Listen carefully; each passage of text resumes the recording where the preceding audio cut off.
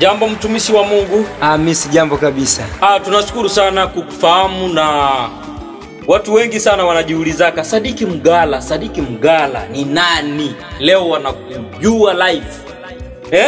Ni wewe ama ni mtu mwingine? Ni mimi mwenyewe, Kuna nyimbo zako zimetembea sana mitandaoni, watu wanajiuliza. Unaweza kukumbusha watu hizo nyimbo zako, na kama kuna kapela kidogo watu wakumbuke, waone ya kwamba kweli ni Sadiki Mgala. Mimi nyimbo zangu ziko mtandaoni na kila mtu anaziimba sana, ziko wazi. Kuna wimbo mkubwa sana unaitwa Ameumba Baba kwa uwezo wake. Wimbo mkubwa sana, kila mtu anaujua hapa Tanzania. Unaweza ukaingiza tu kitu watu wajue ya kwamba huo wimbo kabisa ni ule ni yule Sadiki Mgala ambaye tunamfahamu? Ndio, unaweza gani kuimbia kidogo? Sema uumbaji wa Mungu Baba, unawashangaza hadi wazungu. Wazungu wamejaribu kutengeneza ndege. Tena wamejaribu kutengeneza meli.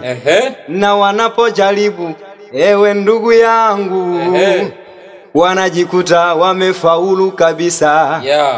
Lakini wameshindwa kumtengeneza mwanadamu. Lakini wameshindwa kumuumba mwanadamu. Wakijaribu kumtengeneza mwanadamu, wanajikuta wametengeneza midoli. Wakijaribu kumtengeneza mwanadamu. Acha hapo watu, naona watu wanasikia. Yaani tunakusihi uingie YouTube upate nyimbo hizi na usubscribe, utakuwa umefanya vizuri. Andika tu Sadiki Mgala. Utakuwa unapata nyimbo zake zote. Kwa hiyo sijui unasemaje kuhusu tamasha ambayo imeandaliwa Congo DRC Beni yake Charline Kavira. Unasema nini kuhusu jambo hili? Jamani, hili jambo ni kubwa sana. Na jambo hili limeandaliwa na mtumishi wa Mungu. Na mtumishi wa Mungu ametumia gharama kubwa sana. Kwa ni jambo ambalo limeandaliwa na wasi watu wote tufike kwa wingi watu wa Kongo. Tufike kwa wingi kwa kumsupport huyu dada ambaye amejitahidi sana, Charline Kavira. Pale Beni atakuwa kunako sale Vium VIP, ni pale kunako sale Vium, na Populaire itakuwa kunako uwanja wa STT Karemire. Yaani tunawalika sana. VIP ni wamesema ni shingapi?